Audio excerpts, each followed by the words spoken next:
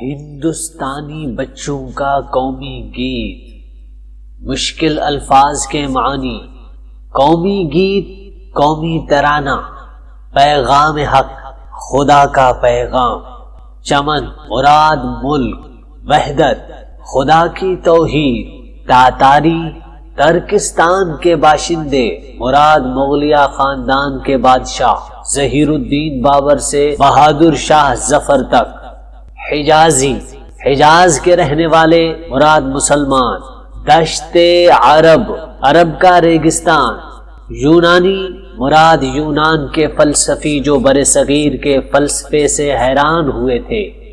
علم و ہنر، مختلف قسم کے علم و فنون، زر سونا، دامن ہیروں سے بھرنا، دولت سے مالا مال کر دینا، فارس کا آسمان مراد ایران کا ملک، جو ستارے ٹوٹے مراد جن اہل علم و معرفت نے وہاں سے ہجرت کی، تاب دینا،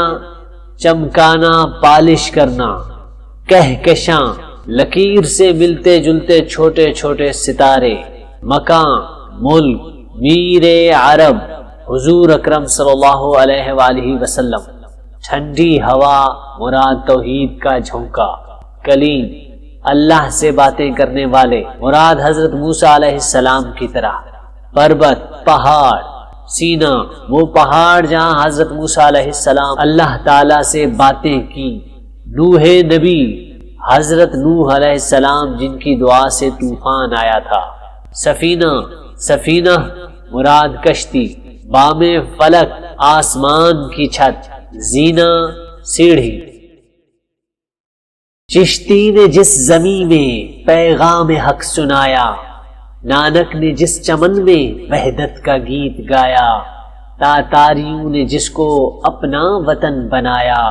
جس نے حجازیوں سے دشت عرب چھڑایا، میرا وطن وہی ہے، میرا وطن وہی ہے۔ یونانیوں کو جس نے حیران کر دیا تھا، سارے جہاں کو جس نے علم و ہنر دیا تھا،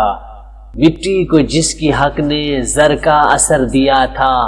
ترکوں کا جس نے دامن ہیروں سے بھر دیا تھا، میرا وطن وہی ہے، میرا وطن وہی ہے۔ ٹوٹے تھے جو ستارے فارس کے آسماں سے، پرتاب دے کے جس نے چمکائے کہکشاں سے، وحدت کی لے سنی تھی دنیا نے جس مکان سے، میر عرب کو آئی ٹھنڈی ہوا جہاں سے، میرا وطن وہی ہے، میرا وطن وہی ہے۔ بندے کلیم جس کے پربت جہاں کے سینہ، نوح نبی کا آ کر ٹھہرا جہاں سفینہ،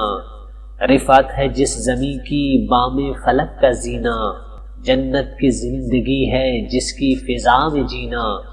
میرا وطن وہی ہے، میرا وطن وہی ہے۔